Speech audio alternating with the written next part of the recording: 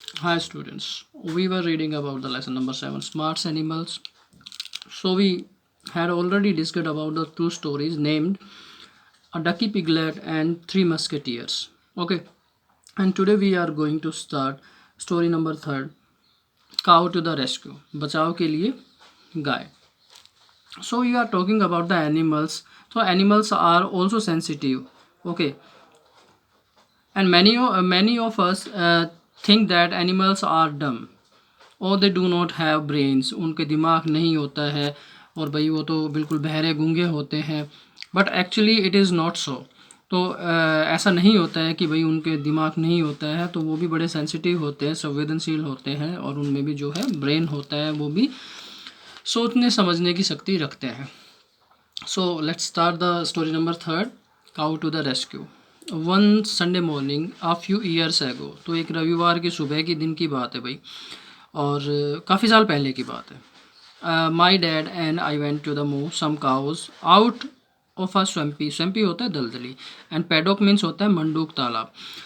तो कोई भी तालाब है, कोई भी जोड़ है, उसमें से जो है गायों को वहाँ से निकालने के लिए, खदेड़ने के लिए जो हम जाते हैं. ठीक है. We send the dogs around the slowly. All the cows headed for the gate except one.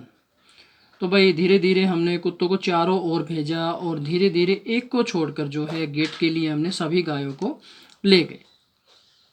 यानी कि सभी गायों को हमने ले लिया वहाँ से. फिर क्या हुआ? अ black cow stood on the, मतलब एक को छोड़कर, एक क्यों नहीं निकली देखते हैं. अ black cow stood on the other side of the swamp. लेकिन एक काली गाय थी जो कि स्वैम्प में यानी कि दलदल में एक दूसरी ओर खड़ी हुई थी. सी stood staring at us. Steering means होता है घूरना, तो वो हमें एक टक घूरे जा रही थी या हमें घूर रही थी. ओके, ऐसा भी बोल सकते हैं. And constantly mowing. तो कॉन्स्टेंटली म्यूइंग कर रही थी, रंभा रही थी. म्यूइंग मीन्स होता है रंभाना, जो गाय बोलती है उसकी आवाज़ में. At not moving at all. वो बिल्कुल भी नहीं हिल रही थी. The dogs ran towards her. कुत्ते उसकी तरफ भागे. Barking and jumping. छलांग लगाई, भौंके. Yet she didn't flinch. Okay, तो फिर भी वो हिली नहीं बिल्कुल भी, ना ही बिल्कुल भी हिचक रही थी कुत्तों से. ओके, फ्लिंच मीन्स होता है हिचकना. Finally, Dad got impatient and we drove around the swamp towards the cow.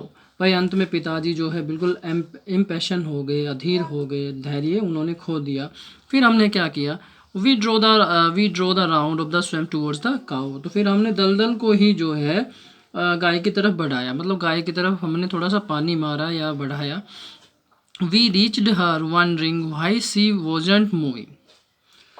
तो भाई हम सोच रहे थे कि गाय आगे क्यों नहीं बढ़ रही है. ठीक है, क्यों निकलना नहीं चाह रही है. देखो वो वहीं पे खड़ी हुई है. She mooed again and to our amazement and leaned her head towards the something in the swamp. तो भाई वो लगातार रंभा रही थी और बिल्कुल जो है आगे नहीं बढ़ रही थी, और बिल्कुल अमेजमेंट के साथ, विस्मय के साथ उसने अपना सिर दलदल में किसी चीज़ की तरफ जो है झुकाया. ओके, मतलब सिर से उसने कुछ lean her head toward the something in the swamp.